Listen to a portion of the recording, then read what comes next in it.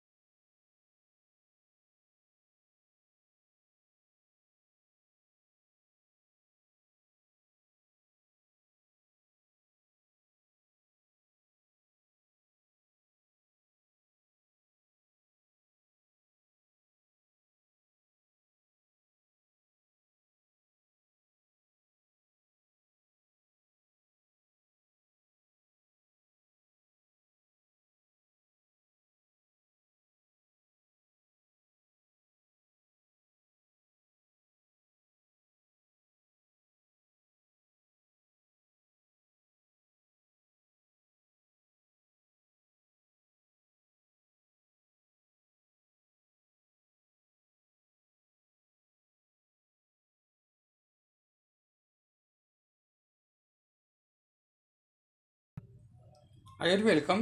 Second part, cohesion of the stamens. हा दुसरा पार्टसुद्धा कोहिजन ऑफ द स्टॅमिन्स हा महत्त्वाचा आहे. मॉर्फॉलॉजी लिहित असताना आपल्याला हे बघावं लागतं की स्टॅमिन्स अँथर जे आहेत हे कसे एकामेकाला चिकटलेत का न चिकटलेले आहेत.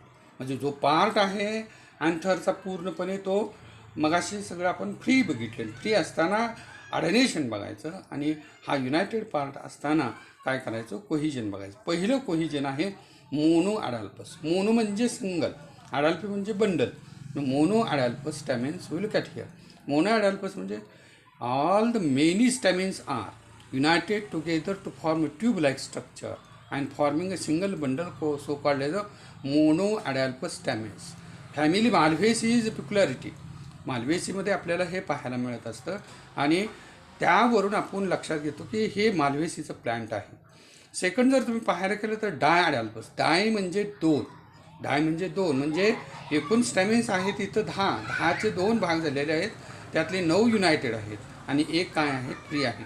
That means 2 bundles are formed due to the union of 9 stamens, a single bundle, and 1 stamens, a free 1 stamens having another 2 bundles. So it is called as a diadalpous.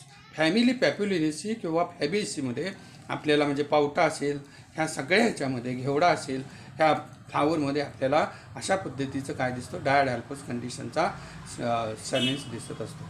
तर ही डायॲडॅल्पस पिक्युलॅरिटी कोणाची आहे? Fabaceae family. म्हणजे एवढ्यावरून सुद्धा आपण काय करतो की बाबा कोणती फॅमिली आहे, कुठल्या ह्याच्यामध्ये आहे आणि फॅमिली आयडेंटिफाय कशी करायची.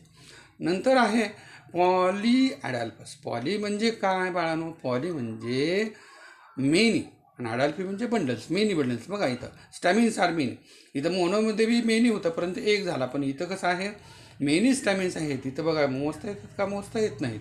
तर हा काय आहे पॉलीॲडॅल्पसचा. Many stamens and united to form a many bundles, more than 2 bundles, 1 2 3 4. तर हे जे प्लांट आहेत हे प्लांट वेगवेगळ्या ग्रुपमधनं येत असतात आणि त्या ग्रुपमध्ये बंबॅकेसी फॅमिलीमध्ये बंब्याचं मलबारिका असेल किंवा सीबा मलबारिका असेल, जर मराठीमध्ये काटेसावर म्हणतात प्लांट, आणि ह्या काटेसावर प्लांटमध्ये आपल्याला अशा पद्धतीचा पॉलीॲडॅल्पस कंडिशन स्टॅमिन्स हा पाहायला मिळत असतो. नंतर आहे सिनजिनॅसस. सिन म्हणजे युनायटेड, सिन म्हणजे आणि जिनॅसस म्हणजे अँथरलोब. इथं अँथरलोब्स युनायटेड आहेत परंतु हे फिलामेंट काय आहेत तिथं फ्री आहेत. If the filaments are free anther lobes are united, that condition is called as a syngenesious किंवा synantherous type of the stamens. Synantherous किंवा syngenesious type of stamen is peculiarity of family Asteraceae. Compositae किंवा Asteraceae family जी आहे त्याच्यामध्ये पाहायला मिळतं. सूर्यफूल असेल, सूर्यफुलामध्ये तुम्ही पहा की ह्याच्यामध्ये आपल्याला काय दिसेल? सिनजिनॅसस दिसेल. आणि शेवटचा जो पार्ट आहे तो शेवटच्या पार्टमध्ये आपल्याला असं लक्षात येईल की जो स्टॅमिन्स आहे तो काय आहे? सिन अँड्रस. सिन म्हणजे युनायटेड आणि अँड्रस म्हणजे अँड्रोसेम, पूर्णपणे अँड्रोसेम. अँड्रोसेममध्ये किती पार्ट असतात? एकूण 3 पार्ट.